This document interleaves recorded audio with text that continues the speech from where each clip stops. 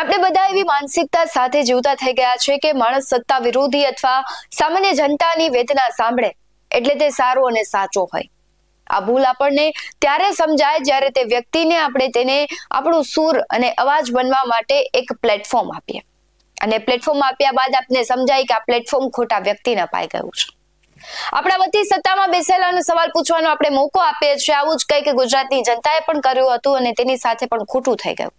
એક સામાન્ય નાગરિક જેના મતના લીધે નેતાઓ બની કરોડોના કૌભાંડ કરે, ભ્રષ્ટાચાર કરે, પોતાની 10 પેઢીઓ ખાય તો પણ ન ખૂટે એટલું ધન જનતાને લૂંટીને ભેગું કરે અને સામાન્ય જનતાને બોળવીને ખોટા વિચારા થઈને ખોટા વાયદાઓ કરીને ઉલ્લુ બનાવીને સત્તા પર આવે ને ત્યારબાદ જ્યારે પ્રશ્ન જનતા કરે તો મરચા લાગે, જનતા મૂર્ખ લાગે, જનતા વહેંચાયેલી લાગે.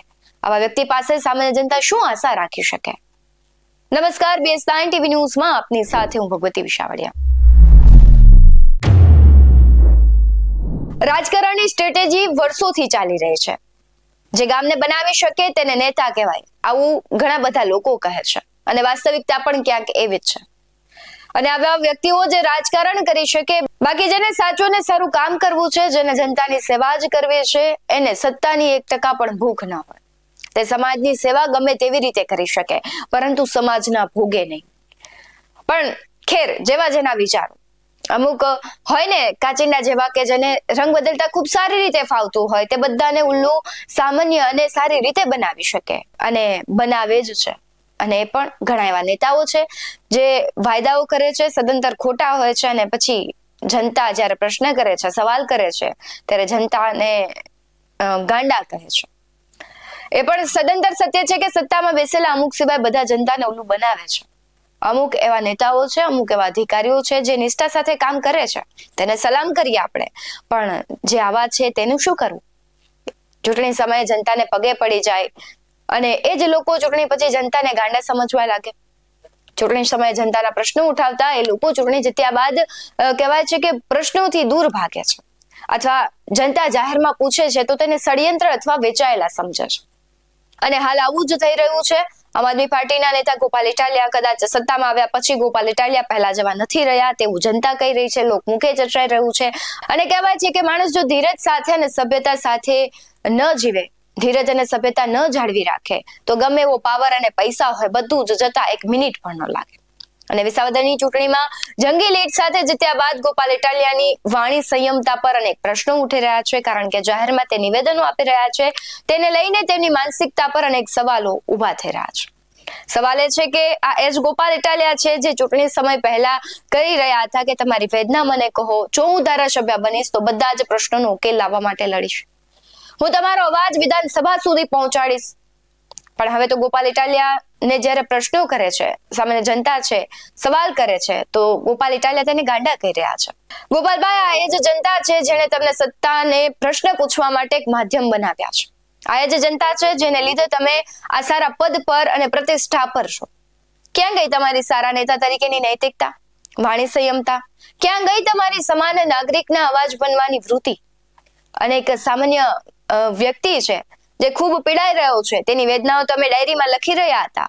શું એ ડાયરી તમને ભૂલાઈ ગઈ છે કે સામાન્ય જનતામાં કેટલી વેદના છે? શું તમે ભૂલી ગયા છો કે જનતાના મતે તમે ત્યાં પહોંચ્યા છો એટલે જનતા તમારા માટે ભગવાન સમાન છે?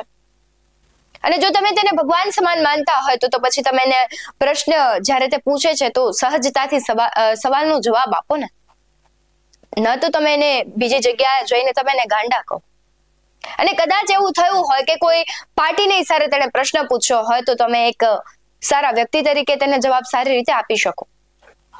એક કાર્યક્રમ દરમિયાન ગોપાલ ઇટાલિયાએ જે નિવેદન આપ્યું હતું જનતા વિશે, સૌથી પહેલા તેના પર નજર કરીએ.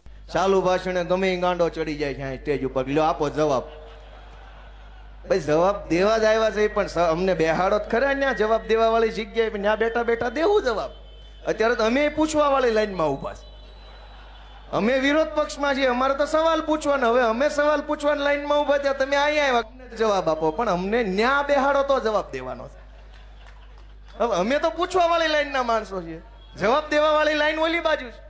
તમે મને કહો અમે કઈ લાઈનના માણસો છીએ? અત્યારે અમે સવાલ પૂછવા વાળી લાઈનના માણસો છીએ, અમારે પૂછવાનું હોય. હવે તમે હામી હું મારો છો? ભગવાન એને સુખી કરે, 100 વર્ષ ના કરે ને આવા નાવા રાખે ગાંડા હાઈના. કોઈ દી એનામાં સુધારો જ ન આવવો જોઈએ. કેમ કે હું કેવું હું આમાં ટીવી વાળાએ કેવું રિપોર્ટિંગ કર્યું કે ગોપાલ ઇટાલિયન મરચા લાગ્યા. મને શું કામ લાગે? એ જોયું જ તમે ટીવીમાં આવ્યું હતું, જોયું હતું નેતાજીને મરચા, પણ મને શું કામ લાગે? જેણે ખોટું કર્યું હોય એને લાગે, જેણે પાપ કર્યું હોય એને લાગે. અમે તો ધોકા ખાધા છે, જેલમાં ગયા છીએ, માર ખાધો છે, અપમાન સહન કર્યા છે, ચૂંટણીઓમાં હાર સહન કરી છે. અમને શું કામ મરચા લાગે? અને એવા શું કામ મરચા અમારે લગાડવા જોઈએ? તોય ટીવીમાં એવું નેતાજીને મરચા લાગ્યા. દોસ્તો, તમે ન્યાય કરો. હું તો તમારી અદાલતમાં આવ્યો છું. અમે આરોપી છીએ કે ફરિયાદી છીએ કે સાક્ષી છીએ કે વકીલ છીએ, નક્કી તમે કરો. તમારી અદાલતમાં કેસ આવ્યો છે, ન્યાયાધીશ તમે છો, જનતા ન્યાયાધીશ છે. તમે ન્યાય કરો અમારો. આજે આ સ્ટોરી કદાચ અઘરી લાગશે, પણ સત્ય એ છે કે જો આવું જ કરશો તો તમારા અને બીજી પાર્ટીઓમાં અમને કશો ફેર નથી લાગતો. જનતા માટે તમે શું કરી રહ્યા છો, જનતાને તમે કેવો જવાબ આપી રહ્યા છો, જનતાના પ્રશ્નોનો ઉકેલ લાવશો કે નહીં, જનતાના બદલે સત્તાને પડકારશો કે નહીં, જનતાના સવાલોને લઈને સત્તા સામે લડશો કે નહીં. આ તો તમે એવું કહી રહ્યા છો કે અમે પણ જનતાની લાઈનમાં જ છે, જો અમારો વારો આવશે તો અમે જનતાનો પ્રશ્ન પૂછશું. તો જનતા શું કામ ડાયરેક્ટ સરકારને ન પૂછે? તમને માધ્યમ શું કામ બનાવે? જનતા તમારું શું કહેવું છે? તમને શું લાગી રહ્યું છે? ગોપાલ ઇટાલિયા અને બીજી પાર્ટીઓમાં કશો ફેર છે કે નહીં?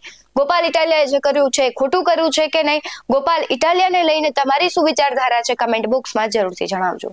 આવા જ વધુ અહેવાલો સાથે ફરી મળતા રહીશું. તમે અમારી યુટ્યુબ ચેનલને સબસ્ક્રાઇબ કરવાનું, અમને ફેસબુક અને ઇન્સ્ટાગ્રામ પર ફોલો કરવાનું ભૂલશો નહીં. બાકી અમને અપડેટ્સ મેળવવા માટે જોતા રહો BS9 TV ન્યૂઝ. નમસ્કાર.